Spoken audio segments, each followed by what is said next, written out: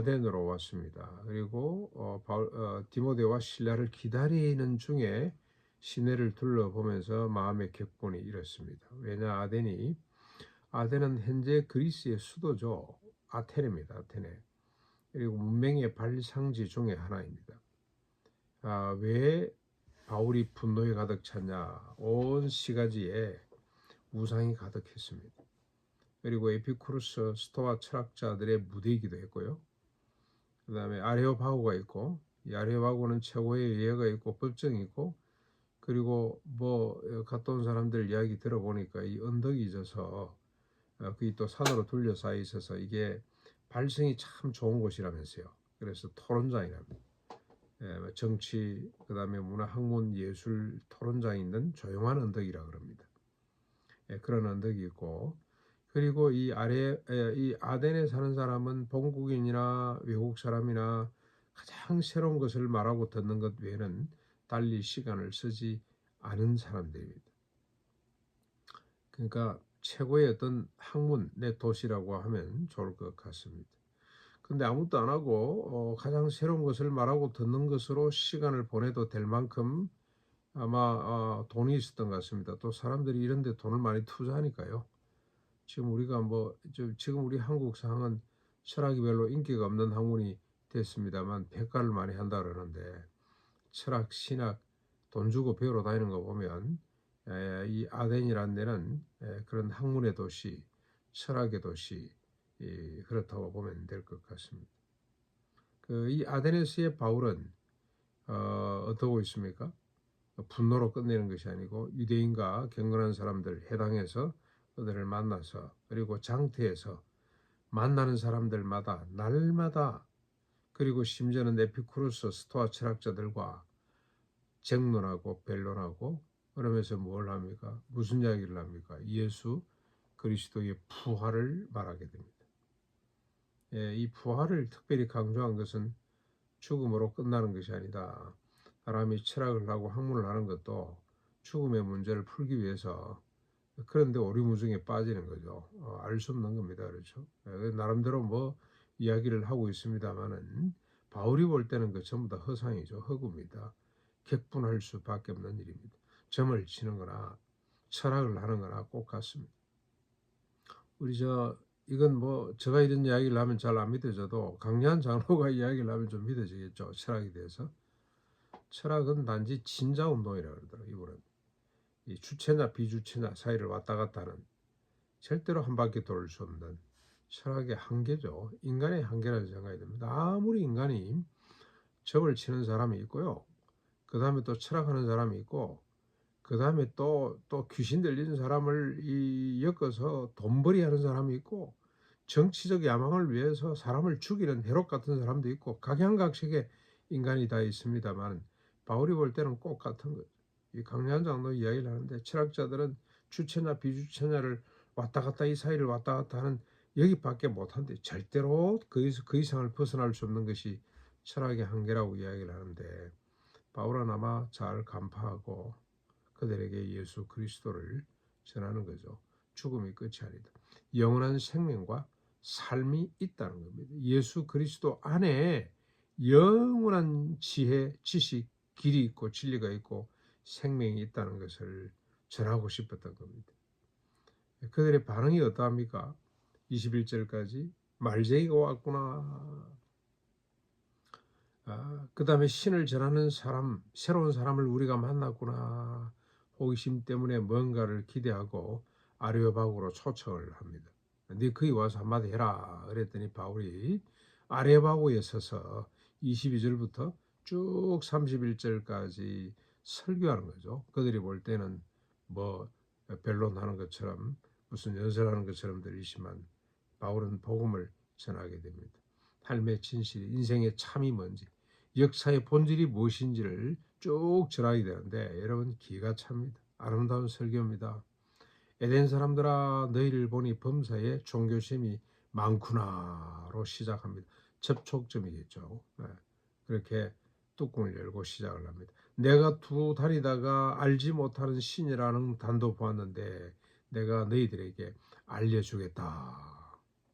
실을 갖다 붙이다 세우다 세우다 이름을 붙이다 붙이다 못해 알지 못하는 신이라고 하는 신도 있는데, 그렇지 너희들의 지속으로 알 수가 없지. 내가 하나님의 말씀으로 너희를 깨우칠 테니 잘 들으라, 이 말이죠. 그 하나님이 누구냐? 24절부터 나옵니다.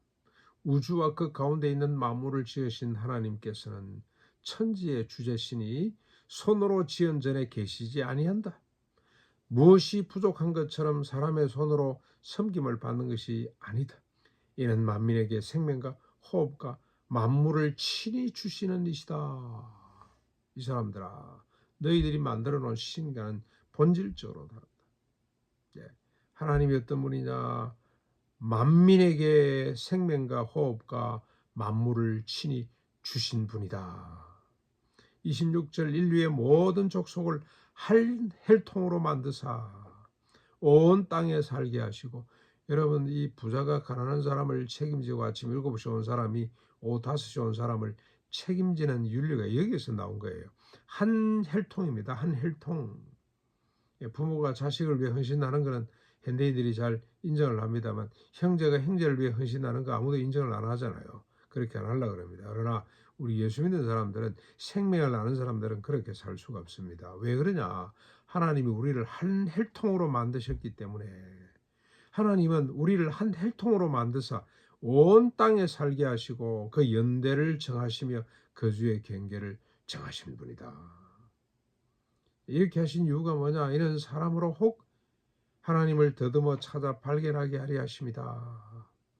이런 하나님이기 때문에 우리가 조금만 더 신경을 쓰고 조금만 더 깊이 보면은 하나님을 발견할 수가 있다. 이처럼 하나님은 우리 각 사람에게 멀리 계시지 않다, 이 사람들아. 근데 그 하나님을 알지 못하고 온갖 신들을 만들어 놓고 온갖 이론들을 만들어 놓고, 에피쿠로스, 그리고 스토이 학파, 쾌락주의, 뭐 지성주의, 온갖 주의 주장들을 만들어 놓고 있는데 하나님은 멀리 계시지 않다. 생명과 진실과 길이 되시는 하나님은 우리 가까이에 계신다. 28절, 우리가 그를 힘입어 살며 기동하며 존재하느니라.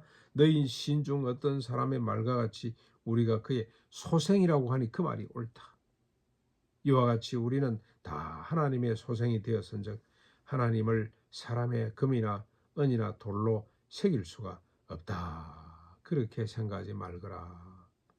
알지 못하던 때는 하나님이 간과하셨지만 이제는 어디든지 사람에게 다 회개하라 명령하셨다. 하나님께로 돌아오라, 이 말이죠. 이는 정하신 사람이 누굽니까? 예수 그리스도로 천하를 공의로 심판하실 날을 작정하셨는데, 그를 죽은 자 가운데서 다시 살리신 것으로 모든 사람에게 믿을 만한 증거를 하나님이 주셨다. 영원한 생명이 있다는 것도 그가 보여주셨지만, 이 예수님의 부활은 마지막 최종 심판의 주가 되신다는 걸 부활로 증명을 했다. 그러니 시간을 지체치 말고 빨리 돌이켜 하나님 앞으로 돌아오느라. 헛된 우상들, 헛된 학문에 빠져 있지 말고 빨리 하나님께로 돌이키라고 촉구합니다.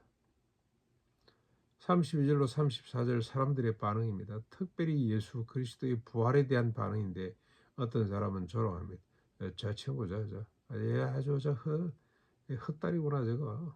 저 친구 아무것도 없는, 어떻게 죽은 사람이 다시 살아나죠? 조롱하는 거죠.